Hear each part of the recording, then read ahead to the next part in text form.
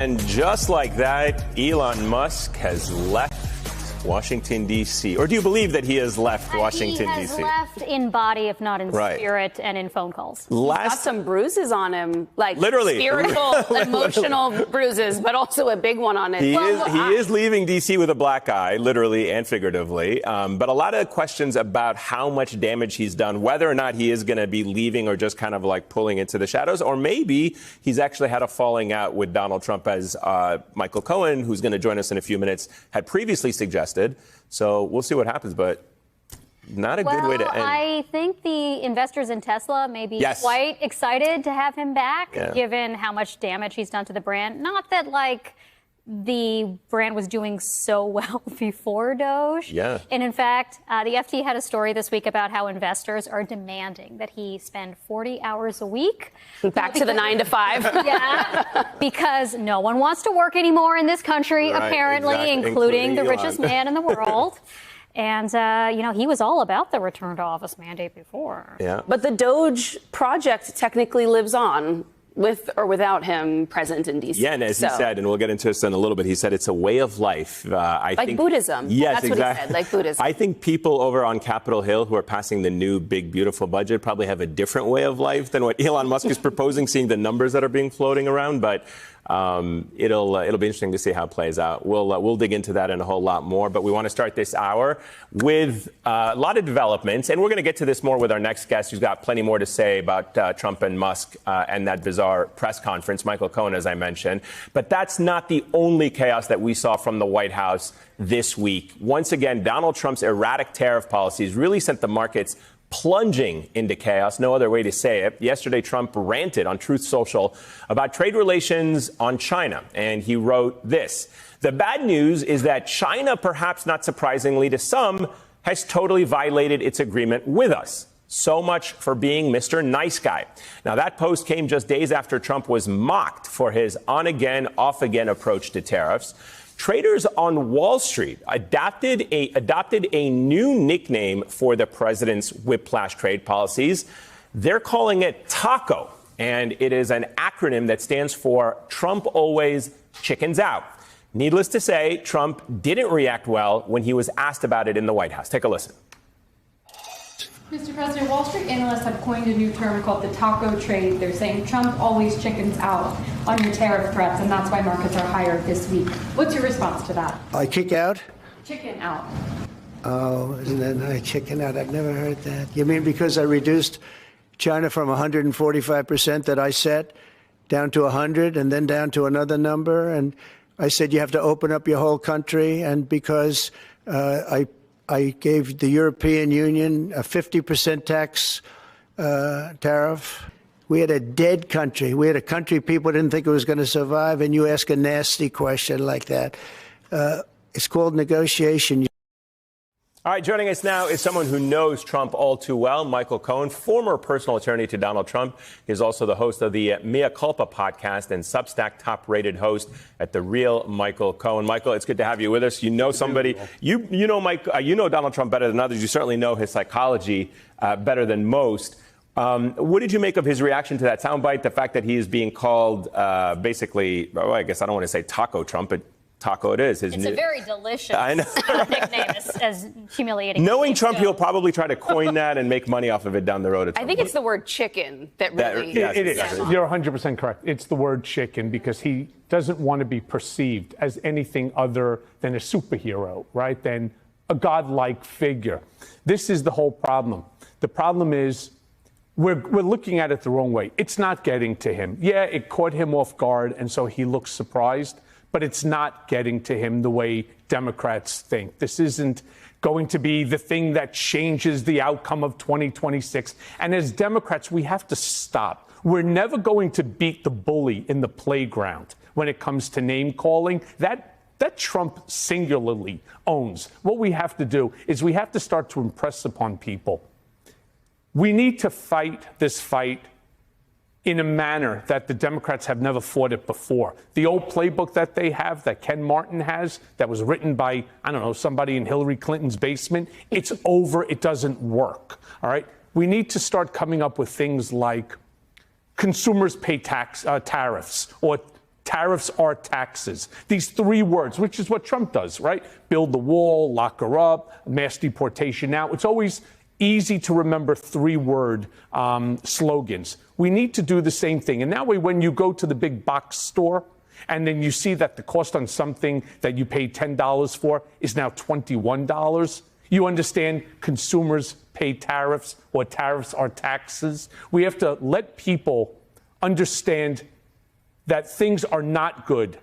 And while all of this is going on, if you read the New York Times article, his favorability ratings are going up. So that's why I don't believe that calling him Taco Trump or whatever they're calling him is making any difference at all. So you don't think that calling him a chicken, mocking him, might bait him into doing something even more aggressively stupid? That's my concern here. More aggressively stupid than what has already been taking place? Like on the tariffs, like he reduced the tariffs and maybe he'll jack them up again because he wants to show what a big, strong man he is. And if, in fact, that they don't come to the table, which most analysts believe that they will not, will he not jack the tariffs up again? Simply because it's not about policy. For Trump, it's about power. And he wants everybody to come to him, bend the knee, kiss the ring, and then say, Trump, you're right. You're the most powerful man on the planet. All hail King Donald. What is it that we can do to get back in your good grace? Purposefully erratic and chaotic then? Yeah, he's always managed through chaos. The Trump Organization, we operated through chaos. He also did the exact same thing at the Trump Organization that he's doing in the White House, which is you pit one individual against another. This is just nothing with Trump is ever new. It's always a rehash of what was done before. The one thing I was going to say, though, is this was not the Democrats calling him chicken. This was the industry insider, the traders. And he's always had a thing, correct me if I'm wrong, he's always sought the approval of the powerful traders in the Wall Street and the business elites in this country. He covets their attention. He covets their respect, as you said. And so when this name came out, it wasn't coming out as a Democratic punchline. Nobody's campaigning on Donald Trump being a chicken. It's the people who are living day to day on the trading floor who have to guess which way they have to trade or strategize about how they have to trade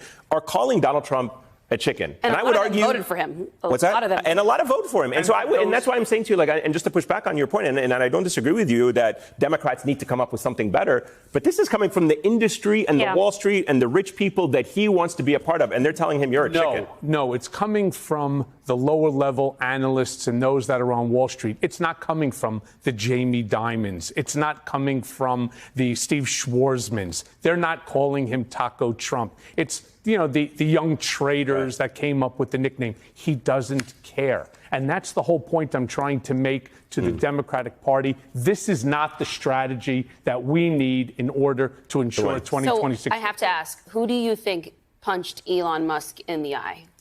Well, there's a lot of reports. I don't know. I mean, it would have been nice. Do you believe it was X, his son? No. You don't buy that? No. You don't think he has like a really mean left hook or something? Yeah, I'm not sure. Look, for all you know, he threw a fire truck or something. And the thing that's hurt the agencies and our government the most is laying off talented people across our government and our agencies. Folks that essentially we've lost basically decades and decades of work, of just their intellect, their commitment to the community, their commitment to the country.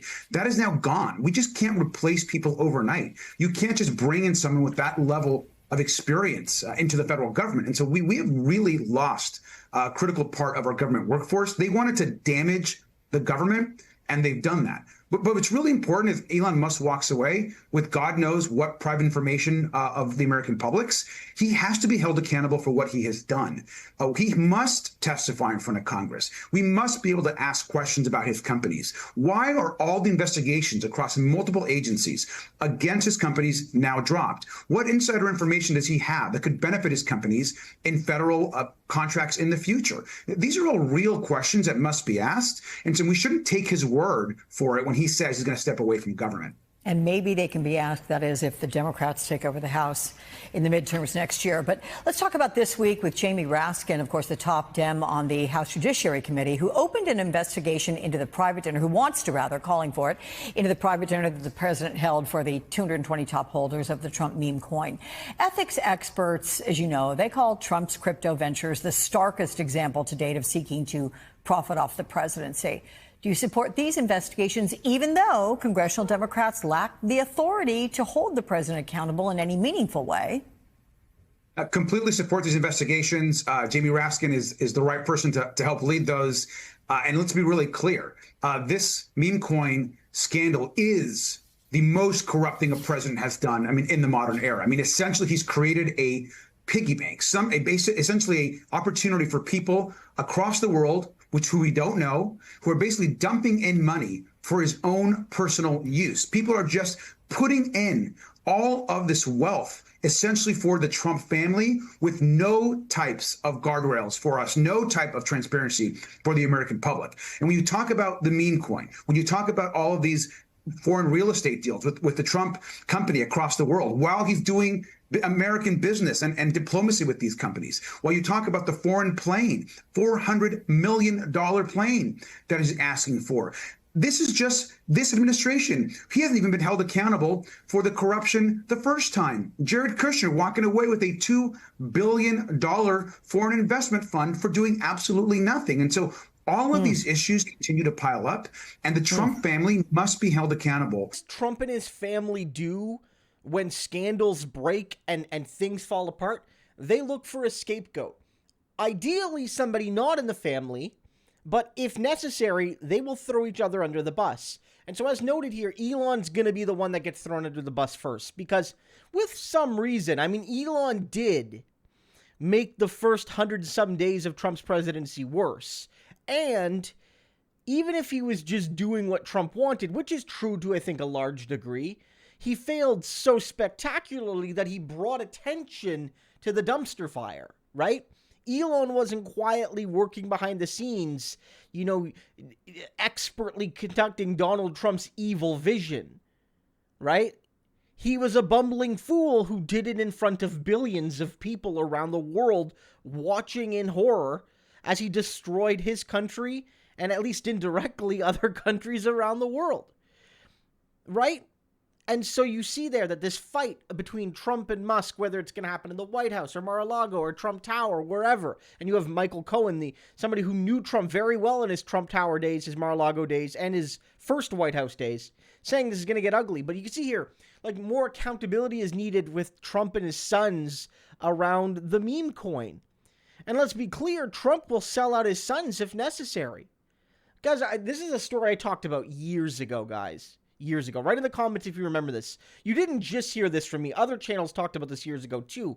But Cohen would say, Donald always had this plan, sort of knowing that there was always a chance he could face criminal consequences. Saying, well, ideally nobody in the family goes to jail, but I can't go. But first Don Jr. should go before Ivanka. Because he'll be fine. He'll handle it. I can't have Ivanka go to jail before him. She won't like it as much. It's a crazy story, but I 100% believe it, and it shows the thought process of Trump. All these scandals are going to keep breaking, and one by one he will throw people under the bus. It's starting with Elon this time around, but it won't end with him.